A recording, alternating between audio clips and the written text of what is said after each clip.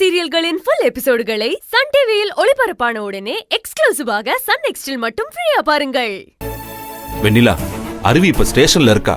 அவளை எப்படியாவது வெளியில கொண்டு வரணும். இது என் தம்பியை அடிக்கிறதுக்கு முன்னாடி யோசிச்சிருக்கணும். ஈஸ்வர் மாமா தலையில அடிபட்டதால கோமாக்கு போயிடுவாங்கன்னு டாக்டர் சொல்லிட்டு இருக்காங்க. இன்னும் 2 hours வெயிட் பண்ணி தான் அவர் கண் முழிக்கிறாரான்னு பாக்கணும். இதுதான் எங்க நிலைமை. அருவி அக்கா கிட்ட இந்த விஷயத்த சொல்லிடுங்க. நீங்க கிளம்புங்கப்பா. மா லக்ஷ்மி, நீ எங்களை தப்பா நினைக்காதம்மா. சத்தியமா நடந்ததுக்கு நாங்க யாருமே காரணம் இல்ல. ஈஸ்வருக்கு கண்டிப்பா சரியாயிடும். நீ பயப்படாத, சரியா? சரியாப்பா. சரிங்கப்பா.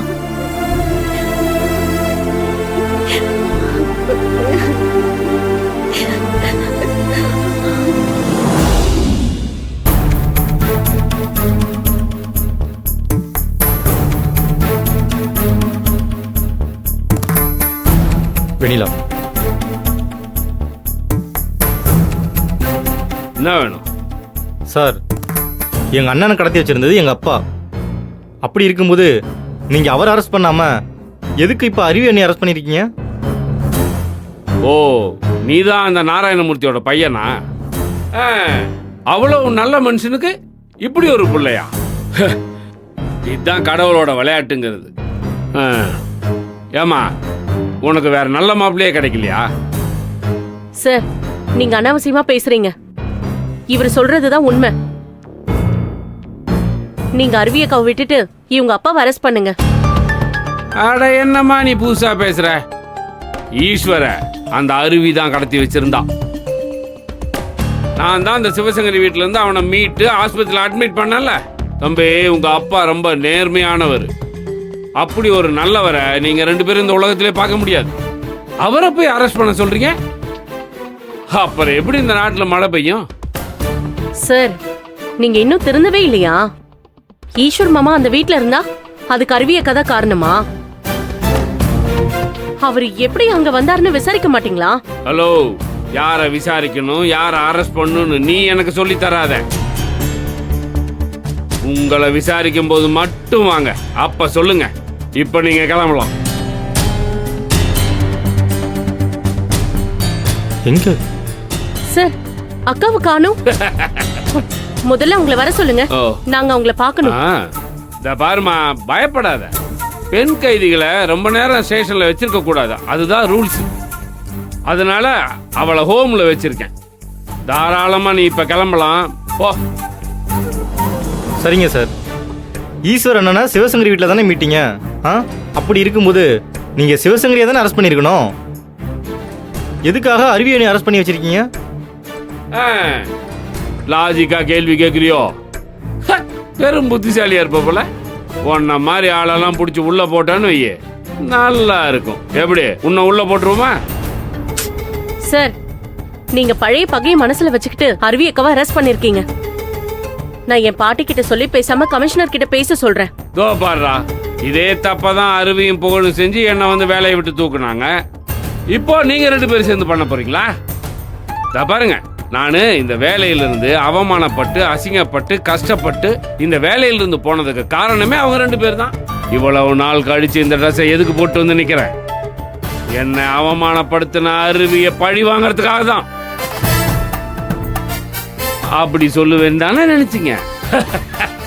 அதான் இல்ல. அதையெல்லாம் நான் எப்பவோ மறந்துட்டேன். இப்போ நான் ரொம்ப சின்சியரா அவ மேல ஆக்ஷன் எடுத்திருக்கேன். ஏன்னா அவங்க மாமாவை கடத்தின ஆளுங்க சிவசங்கரி அவ வீட்டில் இருந்தவங்கள தான். அதுல அந்த அருவி தான் அக்யூஸ் A1. இந்த பிளானுக்கு ஸ்கெட்ச் போட்டு கொடுத்ததே அந்த அருவி தான். அதனால தான் நான் அருவியை அரெஸ்ட் பண்ணியிருக்கேன். அதுவும் சட்டப்படி. இந்த விளக்கம் போதுமா, இல்ல இன்னும் வேற ஏதாவது சொல்லவா? அதான் உங்க வயாலே பழைய பகையை மனசுல வச்சுக்கிட்டு பழி வாங்குறதுக்கு தான் அருவி அண்ணி அரெஸ்ட் பண்ணேன்னு மறைமுகமா சொல்லிட்டீங்களே. அப்புறம் என்ன? பரவாயில்லையே, நான் மறைமுகமா பேசினா கூட நீ கேட்சப் பண்றிய. பழசெல்லாம் எப்பறா தம்பி மறக்க முடியும்? சார், அத பத்தி நாங்க பேச வரல. நீங்க அருவியக்காவை அனுப்பிட்டு இவங்க அப்பாவை அரெஸ்ட் பண்ணுங்க. அத சொல்லதான் நாங்க வந்திருக்கோம். அதெல்லாம் நீ சொல்லக்கூடாது. உன் மாமனை கடத்தினத்துக்கு நியாயம் வேணும்னு நினைச்சா மரியாதையா கிளம்பிடு.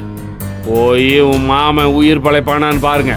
அப்படி புடைக்கலன்னா இத கொலை கேஸா மாத்தி அருவியை நிரந்தரமா ஜெயில போட்டுருவேன்.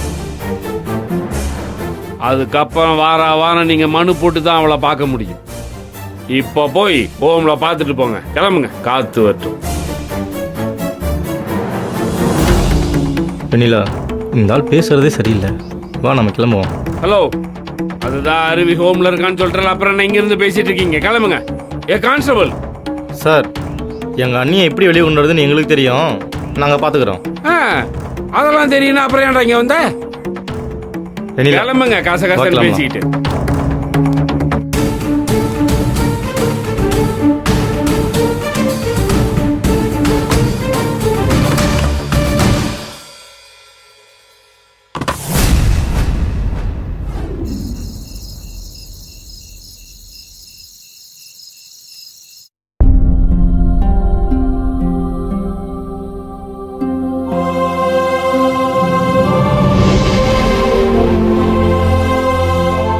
மா மா, காலையில இருந்து நீங்க சாப்பிடாம இருக்கீங்கம்மா. இந்த ஜூஸியாவது குடிங்க. எனக்கு வேண்டாம் சைலஜா. என் பொண்ணை அரெஸ்ட் பண்ணி கூட்டிட்டு போயிட்டாங்க. என்னால அதை தடுக்க முடியாதவளா நான் உட்கார்ந்துருக்கேன். இந்நேரம் லாக்கப்ல இருப்பா என் பொண்ணு. அவ அந்த நிலைமையில இருக்கும்போது நான் எப்படி சைலஜா சாப்பிட முடியும்? மா, இப்படி நடக்கும்னு யாருமே எதிர்பார்க்கலையேம்மா. கொஞ்ச நாளாவே நம்ம நினைக்காதது எல்லாமே நடந்துட்டு இருக்கு. அந்த வீர திரும்ப இங்க வருவான், அந்த நாராயணமூர்த்தியோட சேர்ந்து திட்டம் போட்டு அருவியை அரெஸ்ட் பண்ணுவான்னு நமக்கு எப்படிமா தெரியும்?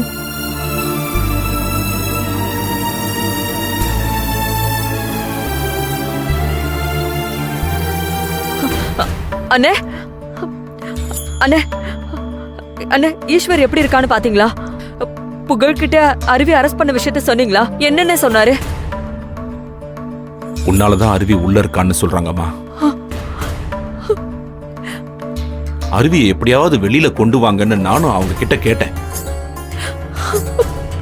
அவங்க நம்ம மேல கோவமா இருக்காங்கம்மா. இது சம்பந்தமா எதுவும் பேச வேண்டாம்னு முகத்துல அடிச்ச மாதிரி சொல்லிட்டாங்க. அதுக்கப்புறம் என்ன பேச முடியும்? அவ்வளவுதான்.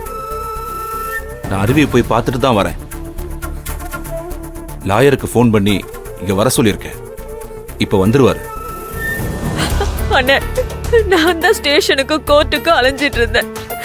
இப்ப ஏன் பொண்ணு என்ன மாதிரியே கஷ்டப்படுறாளேன்னு. என் பொண்ணு எனக்கு திரும்ப கிடைச்சப்போ நான் ரொம்ப சந்தோஷப்பட்டேன்.